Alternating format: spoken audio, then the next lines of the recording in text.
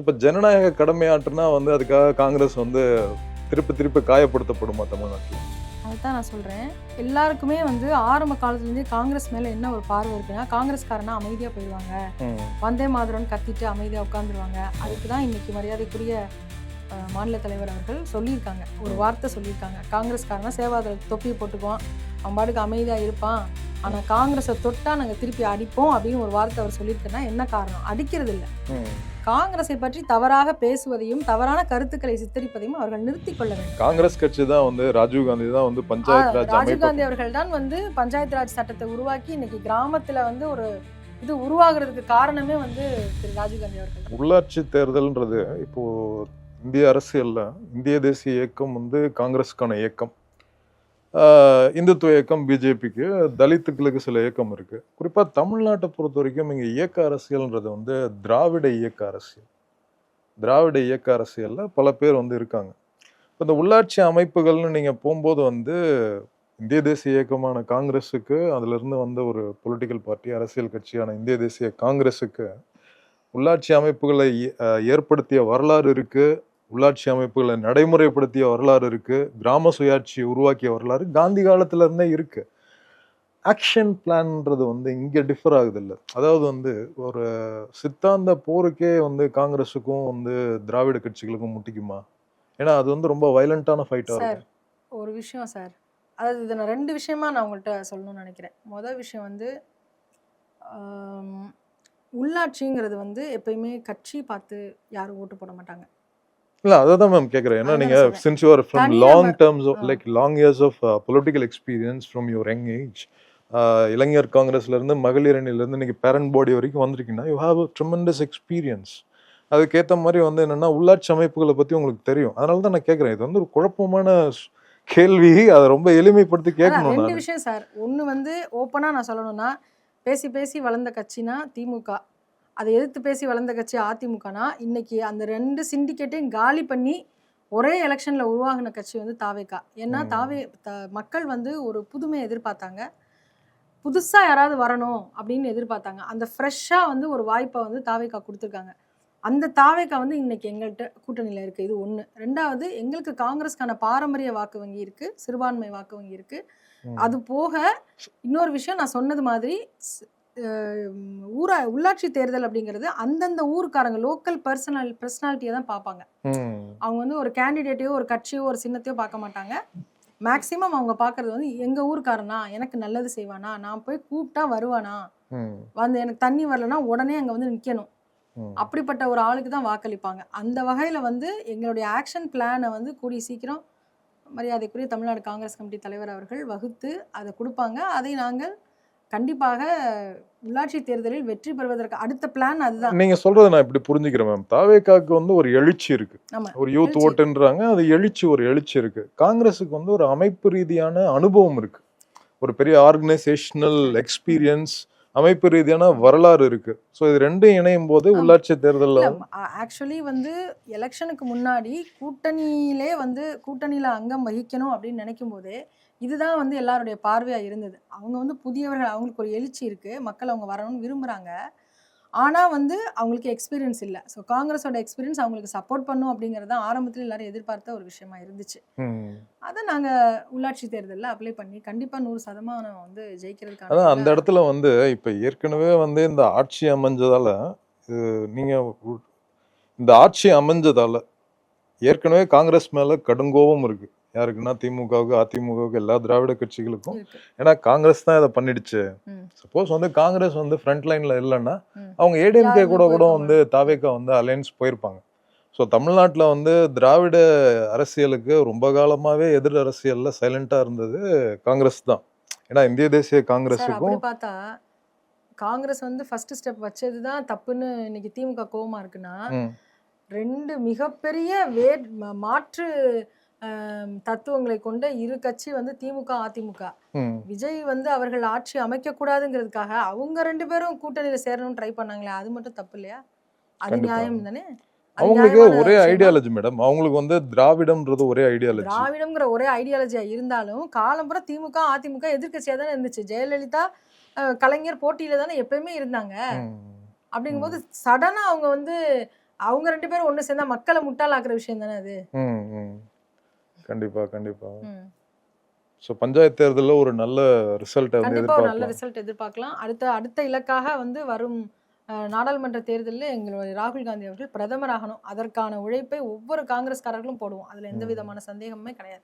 அதாவது மேடம், தமிழ்நாட்டுல 12,000 பஞ்சாயத்துகள் இருக்கு. ஆமா. 12,000 கிராம பஞ்சாயத்து, 12,350 12,500 சொச்சம் கிராம பஞ்சாயத்துகள் இருக்கு. ஏறத்தாழ 380 ஊராட்சி ஒன்றியங்கள் இருக்கு. அதாவது பஞ்சாயத்து யூனியன்ஸ் இருக்கு. அது போக வந்து நகராட்சிகள் வந்து ஒரு 200 கிட்டத்தட்ட ஒரு நகராட்சிகள் அமைப்புகள் இருக்கு. பேரூராட்சிகள் 400க்கு மேல இருக்கு. அதுக்கப்புறம் வந்து மாநகராட்சிகள் இருக்கு. ஸோ இந்த இடத்துல வந்து இப்போதைக்கு தற்போதைய காங்கிரஸின் வலிமை எந்த அளவுக்கு இருக்கிறது? ஒரு ஆர்கனைசேஷனல் ஃபைட். ஏன்னா மேடம், இது வந்து என்னன்னா, தாவேகாவுக்கு இப்ப பொதுவெளியில என்ன புரியல அப்படின்னா, தாவேகா கவர்மெண்ட் ஃபார்ம் ஆயிடுச்சு. பட் ஆனா வந்து கேடர் ஃபார்மேஷன் இருக்குல்ல, அதுக்கான ஆர்கனைசேஷனல் பில்டப் இருக்குல்ல, அது வந்து இந்த பஞ்சாயத்து எலெக்ஷன்லனா அவங்களுக்கு ஈஸியா நடக்காது. இந்த பஞ்சாயத்து எலெக்ஷனை இந்தியாவுக்கு இன்ட்ரடியூஸ் பண்ணது காங்கிரஸ் தான். இந்த third tier of the government, மூன்றாவது அரசின் 3வது படிநிலை இல்ல 3ஆம் நிலை அரசாங்கங்கள்னு இருக்க இந்த பஞ்சாயத்து அமைப்புகளை, ஊராட்சி அமைப்புகளை, உள்ளாட்சி அமைப்புகளை இந்தியாவுக்கு ஜனநாயக பூர்வமா அறிமுகப்படுத்தினது, அமைப்பு ரீதியா வந்து அதை வெற்றிகரமா வந்து நடைமுறைப்படுத்தியது காங்கிரஸ் பேரியக்கம். ஸோ இப்போ இந்த வரலாறும் காங்கிரஸுக்கு வந்து என்னன்னா, டிஎம்கே இப்போ எப்படி பார்ப்பாங்க அப்படின்னா, டிஎம்கே, ஏடிஎம்கே, திராவிட கட்சிகள், உங்க அலையன்ஸுக்கு எதிராக இருக்க கட்சிகள் எல்லாம் எப்படி பார்ப்பாங்கன்னா, சப்போஸ் இந்த தாவேக்காவோட வெற்றி, காங்கிரஸோட ஆட்சி வந்து கண்டினியூ ஆனா கூட இங்க பிரச்சனை கிடையாது. ஆனா இந்த பஞ்சாயத்து எலெக்ஷன் வருது இல்ல, அது வந்து ஒருவேளை விஜய்க்கோ இல்ல காங்கிரஸுக்கோ இது வந்து பஞ்சாயத்து எலெக்ஷன்ல இதே டர்ன் அவுட் கன்வெர்ட் ஆயிட்டா அவங்களுக்கு அங்க ஃபியூச்சரே இல்லை. ஸோ யாருக்கு? திராவிட கட்சிகளுக்கு இங்க ஃபியூச்சர் இல்லை. இப்பயும் நாங்க அதைத்தான் சொல்றோம். திராவிட கட்சிகளுக்கு எதிர்காலம் இல்லைன்னு தான் இப்பயும் சொல்றோம். ஓகே.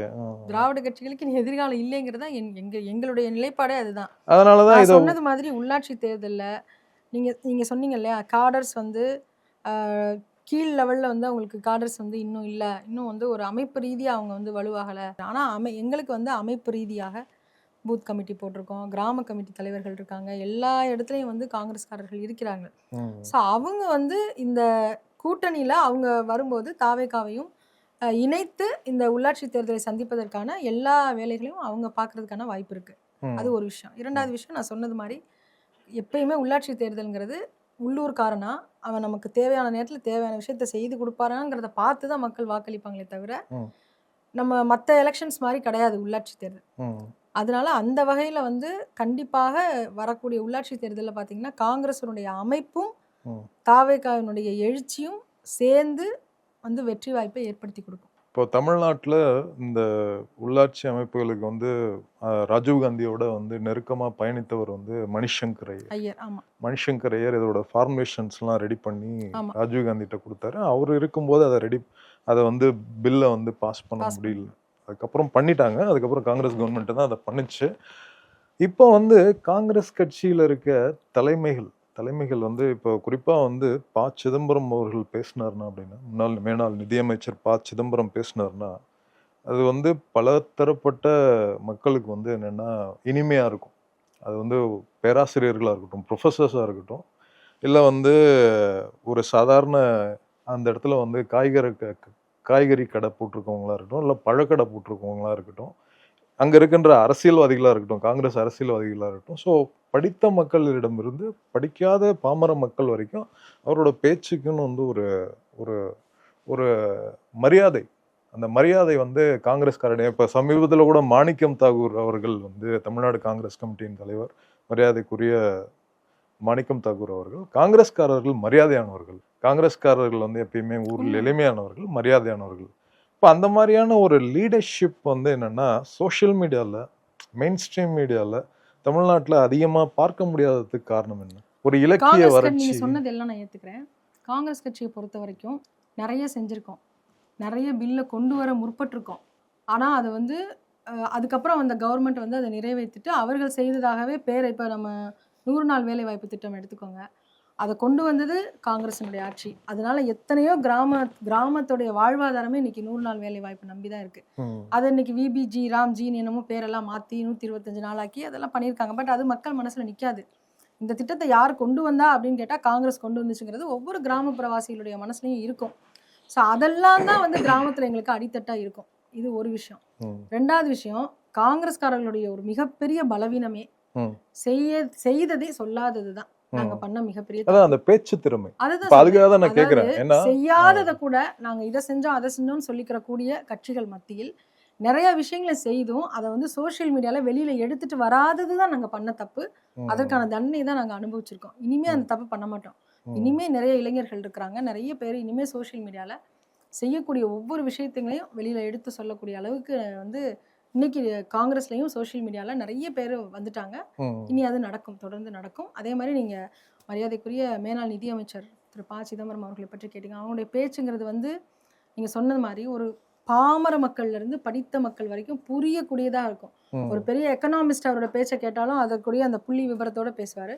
ஒரு சாதாரண ஒரு வடக்கடை ஆயா வந்து கேட்டா கூட அவருக்கும் புரியும், அந்த ஐயா நல்லா பேசுறாரு அப்படின்னு புரியும். அந்த அளவுக்கு தான் அவருடைய ஸ்பீச் இருக்கும். அந்த மாதிரி பேசக்கூடிய தலைவர்கள் இன்னும் உருவாகணுங்கிறது உங்களுடைய இது.